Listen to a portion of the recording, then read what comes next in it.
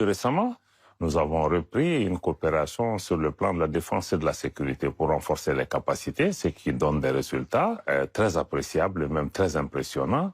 Naturellement, il faudra diversifier cette coopération pour pouvoir l'élargir au secteur économique où il y a d'énormes potentialités. Je pense que ce qui a lieu maintenant, c'est de pouvoir concrétiser les projets ou en tout cas les secteurs qui ont été convenus entre le président Goïta, le président de la transition du Mali et le président Poutine en marge du sommet de Saint-Pétersbourg, notamment dans les secteurs comme l'énergie, les infrastructures et beaucoup d'autres secteurs dans lesquels il y a vraiment des possibilités de travailler ensemble. Pour la coopération bilatérale aujourd'hui va bon train, comme je l'ai dit, il y a déjà le secteur de la sécurité qui est très avancé.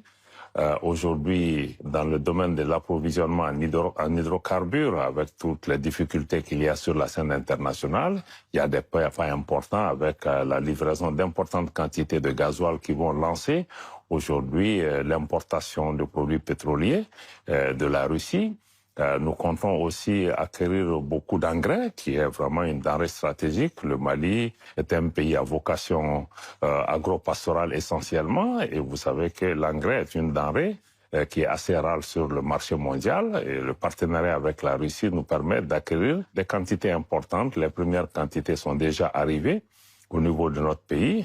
Dans le domaine de l'énergie, vous savez que lors de la visite du ministre de l'économie et des finances ici, ces deux dernières visites en novembre et en octobre, il a été convenu aussi d'aller vers la construction de centrales nucléaires, mais aussi de centrales solaires, parce que la question énergétique est une dimension importante dans notre pays. Sur le plan des infrastructures aussi, nous voudrions pouvoir mettre à niveau le chemin de fer du Mali. C'est un secteur dans lequel aussi nous voudrions pouvoir nous engager. Donc, il y a pas mal de secteurs d'intérêt. Je pense que aussi il y a un certain nombre de projets pour pouvoir faire un peu de levée géologique pour connaître les capacités en ressources, les cartes géologiques du Mali. Donc, il y a beaucoup de secteurs qui sont actuellement en discussion entre les deux parties où il y a un intérêt et nos hommes d'affaires aussi sont en train de discuter. Nous souhaitons que les États puissent tous ces projets, s'ils arrivent à maturation, pourront donner vraiment un essor économique important. Le secteur minier aussi, nous l'avons dit, il y a des compagnies russes qui opèrent déjà dans le secteur minier, notamment le secteur du lithium au Mali. Donc il y a beaucoup d'intérêt quand même de pouvoir accélérer cette cadence et pouvoir élever ça au même niveau que nous avons la coopération dans le domaine politique et comme dans le domaine de la sécurité. Merci infiniment à notre ami Sergueï Lavrov de nous recevoir aujourd'hui à Moscou. Je rappelle que notre visite aujourd'hui à Moscou intervient presque jour pour jour, un an après la visite d'amitié et de travail que Sergueï Lavrov a effectuée au Mali et nous en gardons un excellent souvenir. Je pense que cette visite nous a permis de donner un nouvel élan à nos relations bilatérales. Notre présence aujourd'hui ici à Moscou se situe dans le cadre de la continuation de ces échanges et de consultations politiques entre nos deux pays et de l'examen de notre coopération bilatérale. Je dois dire que le Mali reste solidaire de la Russie dans les défis auxquels elle continue à faire face. Nous voudrions d'emblée exprimer en tout cas notre appréciation positive par rapport à l'excellence des relations entre la Russie et notre pays, notamment au plan sécuritaire, qui a enregistré des progrès notables au cours de ces derniers mois, qui ont permis de renforcer les capacités de défense, de nos forces de défense et de sécurité. Plus récemment, la reprise historique de la région de Kidal et de la ville de Kidal par les forces armées maliennes le 14 novembre, après près d'une décennie d'occupation de cette localité par des groupes hostiles à la paix, est une des illustrations les plus emblématiques des liens qui existent aujourd'hui entre la Fédération de Russie et le Mali et des succès qui sont remportés sur le terrain pour permettre au Mali d'exercer sa souveraineté entière et aussi de bénéficier de l'intégrité de son territoire national.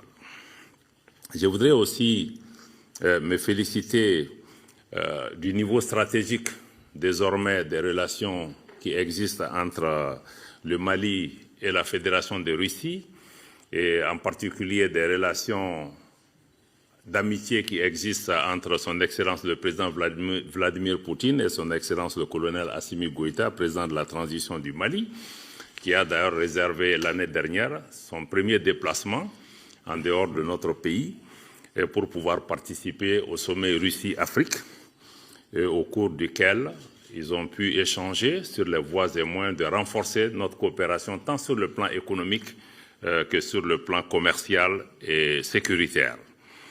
Je voudrais aussi, comme le ministre Sergueï Lavrov l'a indiqué tout à l'heure, exprimer notre gratitude et notre reconnaissance à la Fédération de Russie pour les soutiens mutuels, mais aussi pour les soutiens que la Fédération de Russie apporte au Mali, au plan international, en tant que membre du Conseil de sécurité et dans d'autres enceintes, notamment dans le cadre de la gestion de la demande du Mali, d'un retrait de l'amunissement, mais aussi de la levée du régime de sanctions du Conseil de sécurité qui frappait injustement notre pays et notre gouvernement.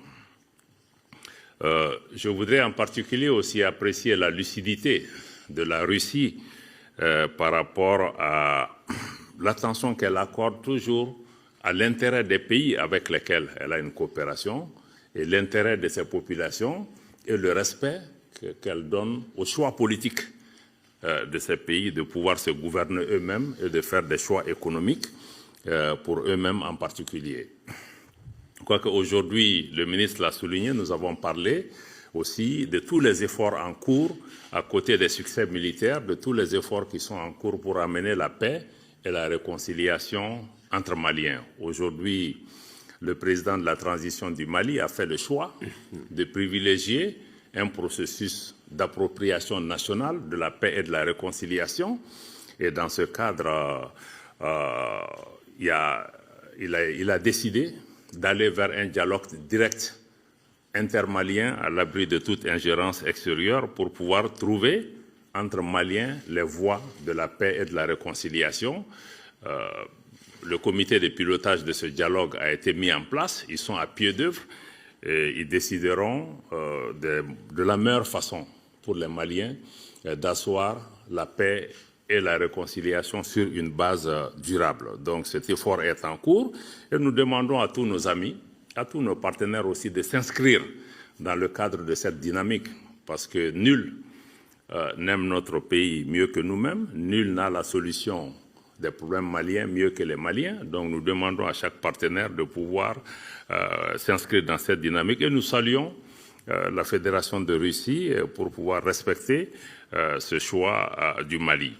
Avec la Russie, nos soutiens mutuels au plan international sont fondés aussi sur le partage, en tout cas ce que nous avons en commun, d'un certain nombre de valeurs et de principes qui gouvernent les relations entre États, le respect de la Charte des Nations Unies, la non-ingérence dans les affaires intérieures des pays, le respect des choix politiques que les pays font, mais aussi nous sommes unis dans notre opposition à ce que nous appelons la politisation des droits de l'homme.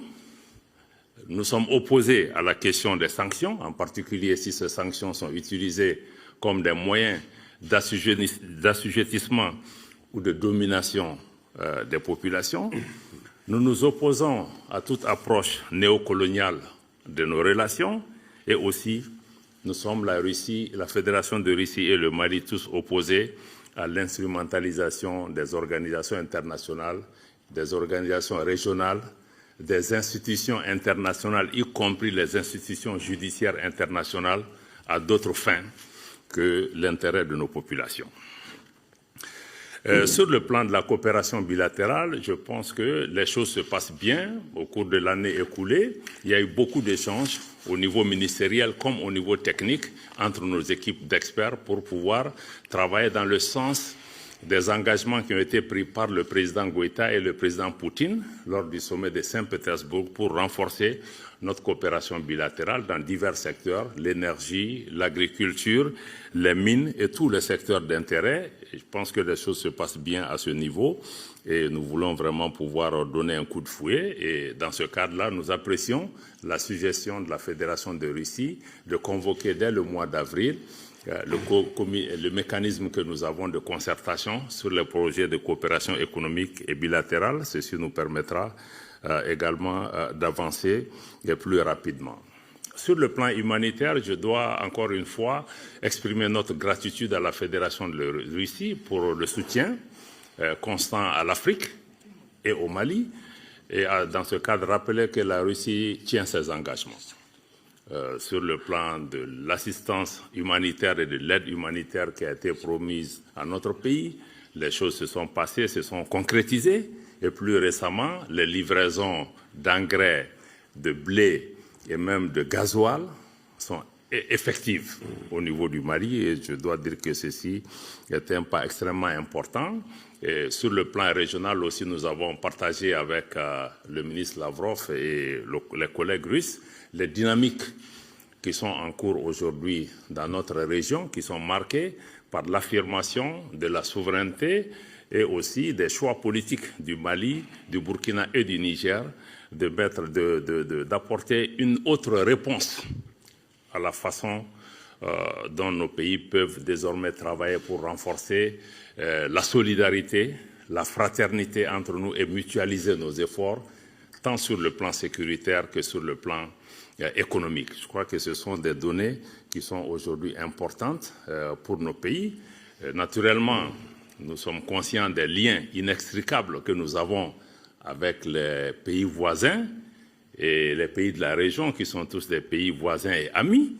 Et avec les peuples de ces pays et les gouvernements de ces pays, je pense que nous avons un destin commun et nous allons continuer à œuvrer pour pouvoir maintenir un niveau appréciable d'interaction avec ces différents pays.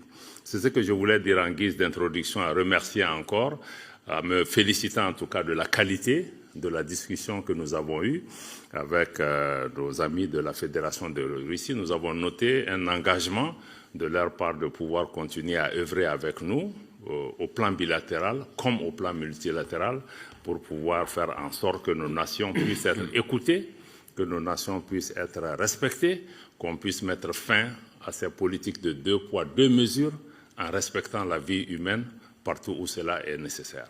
Merci beaucoup. Avec les capacités qui ont été acquises, l'État malien est aujourd'hui présent sur tout le territoire national. C'est qu'on n'a pas pu faire au cours des 10 dernières années. Maintenant, le défi, c'est de travailler à la paix et à la réconciliation entre Maliens, en ayant conscience que la seule réponse militaire n'apportera pas la solution, mais elle est nécessaire, elle est indispensable. Donc, je pense que ça, c'est vraiment un pas important qu'il faut saluer. Aujourd'hui, l'armée est en capacité, elle est en train de défendre son territoire, mais elle est aussi en train d'engager une coopération sécuritaire avec les pays voisins comme le Burkina et le Niger pour circonscrire cette menace. En termes de perspective, je pense qu'il faut continuer à renforcer cette coopération militaire avec la Russie, mais aussi avec beaucoup d'autres partenaires, comme la Chine, la Turquie et d'autres, qui travaillent avec nous et qui sont désireux de renforcer cette coopération sur le plan militaire. Et il y a aussi la formation. Nous saluons le fait que la Russie accepte aussi de recevoir beaucoup de nos militaires en formation ici. Mais à côté de cette coopération militaire, notre désir aussi, c'est de diversifier la coopération et aller vers une coopération économique et commerciale dans tous les secteurs, ce qui nous permettra de pouvoir travailler dans la durée pour avoir une relation, comme il l'a dit. Le volet sécuritaire est très en avance, mais comment élever la coopération économique et commerciale à la hauteur de ces bonnes relations sur le plan sécuritaire et sur le plan politique. Je vous remercie. Спасибо. Спасибо. Merci. Merci.